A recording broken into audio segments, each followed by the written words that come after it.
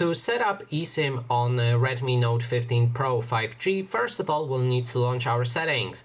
Next step is to locate the mobile networks, and after that, I should mention that if you're planning on using eSIM, your second SIM card physical slot will be locked. So if you're using two physical SIM cards, the second one is now gone if you're using eSIM. You can always turn it off and then get the second one back.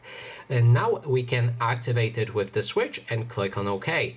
Next step is to wait a few moments until your eSIM is configured, and then we can go to Manage eSIM.